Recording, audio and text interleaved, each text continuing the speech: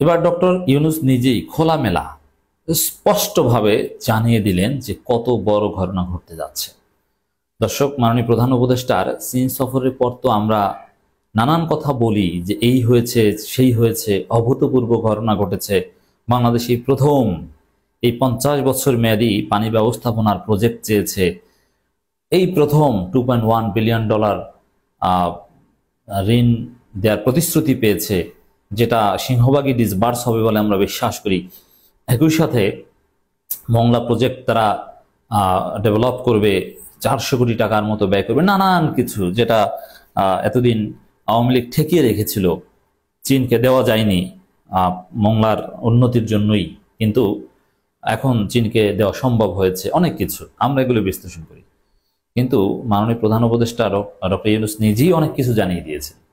তো যা জানিয়ে দিয়েছেন যে বিশাল অর্জন, এত অর্জন যে ডক্টর ইউনূসের, সেই ডক্টর ইউনূসকে তো মানুষ হারাতে চাইবে না। অলরেডি চারদিকে রব উঠেছে ডক্টর ইউনূসকে 5 বছর ক্ষমতায় চাই। তা আমি মনে করি এই বিশাল বিশাল অর্জনগুলো ডক্টর ইউনূস যদি সুস্থ থাকেন তাহলে তাকে 5 বছর ক্ষমতায় রাখার সম্ভাবনা বাড়ছে। প্রয়োজনে এবার জাতীয় সরকার গঠন করা হোক, এই প্রস্তাব উঠছে। We want doctor Yunus for long time. যেহেতু তিনি তার বয়সের শেষের দিকে আছেন, অতএব তার খেদমত থেকে এই জাতিকে বঞ্চিত করতে আমরা চাই না। এমনকি এই প্রস্তাব উঠছে, ঠিক আছে নির্বাচন হোক, সমস্যা নেই, এমনিতে অনির্বাচিত জাতীয় সরকার দরকার নেই, নির্বাচন হোক, কিন্তু নির্বাচনে সব দল ম্যানিফেস্টো দিবে যে আমরা নির্বাচনে জিতলে ডক্টর ইউনূসকে আমাদের দলের পক্ষ থেকে প্রধানমন্ত্রী বানাবো। দেখবেন যে এই জাতি মেনে নিয়েছে। সাপোজ নির্বাচনে জিততো বিএনপি অথবা জামাত, কিন্তু প্রধানমন্ত্রী তারা বানাবে ডক্টর ইউনূসকে। জামাত জোট জিততো, ডক্টর ইউনূসকে। এই প্রতিশ্রুতি দেন, জনগণ এই প্রতিশ্রুতি চায়। এই প্রস্তাবও কিন্তু উঠছে, মানে অ্যাট এনি কস্ট ডক্টর ইউনূসকে চায় মানুষ। কারণ তিনি যা করতে পেরেছেন, বাংলাদেশকে যেভাবে উচ্চতায় নিয়ে যাচ্ছেন, যেভাবে বাংলাদেশ বিরোধী ষড়যন্ত্রগুলো সব রুখে দিচ্ছেন, এটা অন্য কেউ পারবে না। অতএব আমরা ডক্টর ইউনূসকে চাই। তো এই যে চাওয়া, এটাই ডক্টর ইউনূসের 5 বছর ক্ষমতা থাকার সম্ভাবনা বাড়ছে, আমরা চাই। আরেকটা বিষয় যে চীনের সাথে ডক্টর ইউনূসের যা ঘটেছে, চীনের সাথে এত কিছু যাদের ঘটে বা যে সরকারকে এত সহায়তা করেন চীন, ইতিহাস বলে যে তারা খুব সহজে ক্ষমতা থেকে যায় না। চীন যাদেরকে এত টাকা পয়সা দেয়, তারা নির্বাচিত হোক অনির্বাচিত হোক আর সেনাবাহিনী হোক, তারা ক্ষমতায় থাকে অনেক দিন। এটা একটা ইতিহাস। অতএব এই ইতিহাস একটু মনে করিয়ে দিলাম। বাংলাদেশ চীন সম্পর্ক আরো বেশি সম্ভাবনাময় হবে ডক্টর ইউনূস। এত বেশি সম্ভাবনাময় হলে চীন সেই রেজিমকে রেখে দেওয়ার নানা চেষ্টা করে, যদিও কে ক্ষমতায় থাকবে কি থাকবে এটা বাংলাদেশের বিষয়, কিন্তু তারপরে ইন্টারন্যাশনাল কিছু রিয়ালিটি আছে। বাংলাদেশের অন্তর্বর্তীকালীন সরকারের প্রধান উপদেষ্টা ডক্টর মোহাম্মদ ইউনূস বলেছেন, বাংলাদেশ ও চীনের দ্বিপক্ষীয় সম্পর্ক নতুন এক যুগে প্রবেশ করতে যাচ্ছে। তিনি আশা প্রকাশ করেন, আগামী দিনগুলোতে আরও বেশি সংখ্যক চীনা বিনিয়োগকারী বাংলাদেশে আসবেন এবং স্থানীয় অংশীদারদের সাথে একত্রে বড় বাজার গড়ে তুলবেন। দেখেন, প্রায় সব মিলে 9টা এমওইউ এবং চুক্তি, 1 চুক্তি এবং 8টা মেমোরেন্ডাম অফ আন্ডারস্ট্যান্ডিং, সেখানে যা ঘটেছে এর সাথে আরো বেশি সম্ভাবনার কথা ডক্টর ইউনূস নিজেই জানিয়ে দিলেন।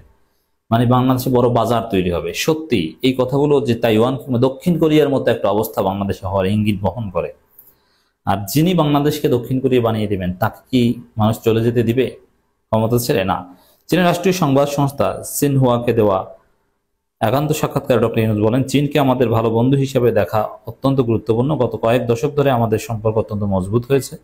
আমাদের বাণিজ্যিক সম্পর্ক শক্তিশালী এবং চীনের সঙ্গে সহযোগিতা থেকে আমরা ব্যাপকভাবে লাভবান হচ্ছি। এবং এই বিষয়গুলো এমনভাবে প্রফেসর ইউনূস অ্যাড্রেস করছেন যে অতীতে চীনের সাথে মাখামাখি মানেই যুক্তরাষ্ট্রে নড়াচড়া শুরু হওয়া, অথচ যুক্তরাষ্ট্রে কোনো রিয়াকশন নেই, যুক্তরাষ্ট্র মোটেও ক্ষুব্ধ নয়। তিনি আরও যোগ করেন, বাংলাদেশের সবাই চীনের অভূতপূর্ব উন্নয়ন অগ্রগতি দ্বারা অনুপ্রাণিত। আমাদের অন্তর্বর্তীকালীন সরকারের মূল লক্ষ্য হলো একটি নতুন বাংলাদেশ গড়ে তোলা, যেখানে আমরা চীনের উন্নয়ন অভিজ্ঞতা থেকে শিক্ষা নিতে চাই। চীন ডিপলি এনগেজড হচ্ছে বাংলাদেশের। ডিপলি এনগেজড হওয়া মানে অনেক বড় কিছু।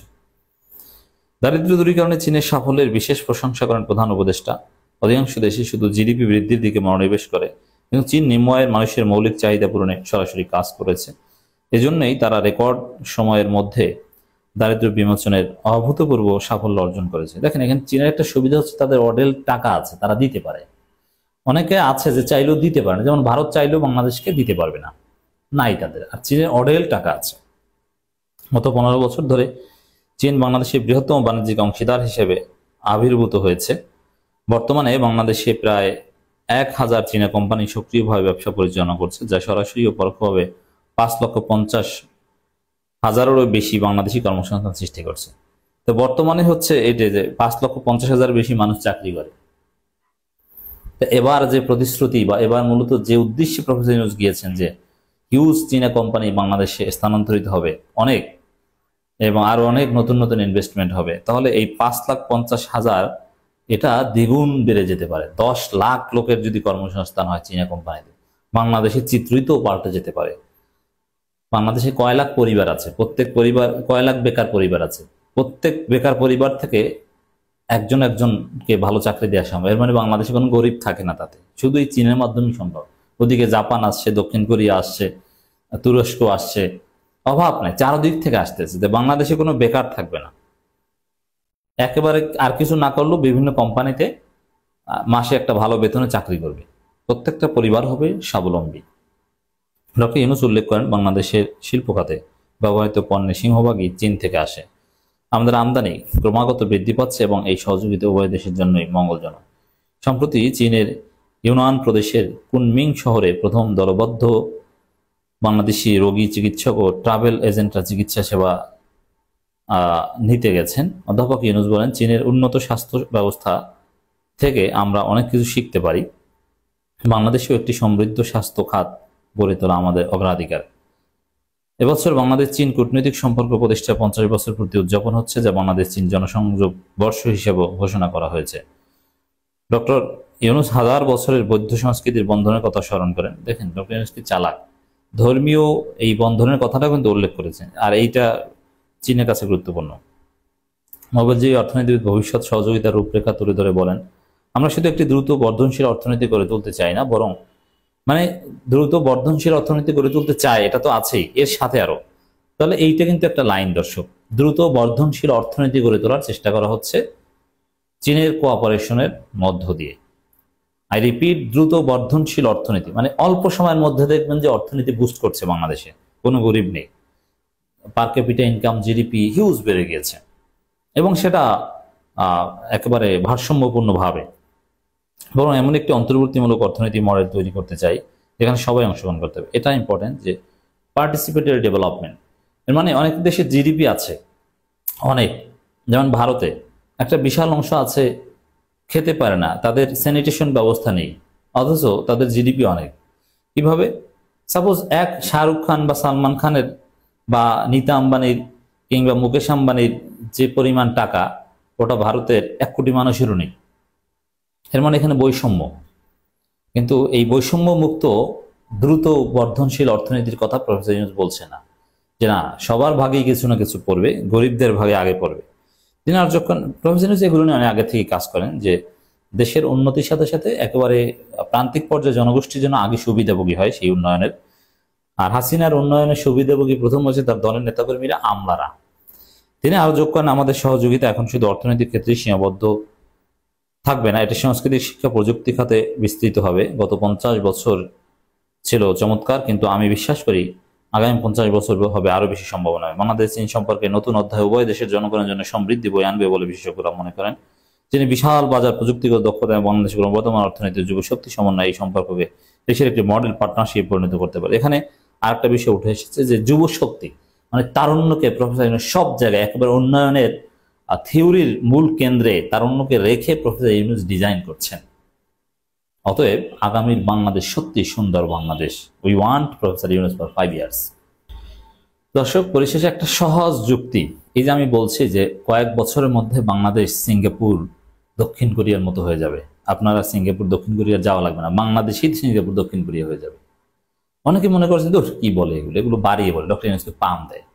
এই সুলাইমান ভাই মনে হয় ডক্টর ইউনূস সরকারের খুব কাছের লোক, সুযোগ সুবিধা পায়, এজন্য এসে পাম দেয়। না ভাই, একটু চিন্তা করে দেখেন, আজ থেকে 50 বছর আগে থাইল্যান্ড কিন্তু আমাদের চাইতে গরিব ছিল, মালয়েশিয়া আমাদের চাইতে মোটেও ভালো ছিল না। এমনকি সিঙ্গাপুর তো সিঙ্গাপুর মালয়েশিয়া এগুলো তো সেম ছিল।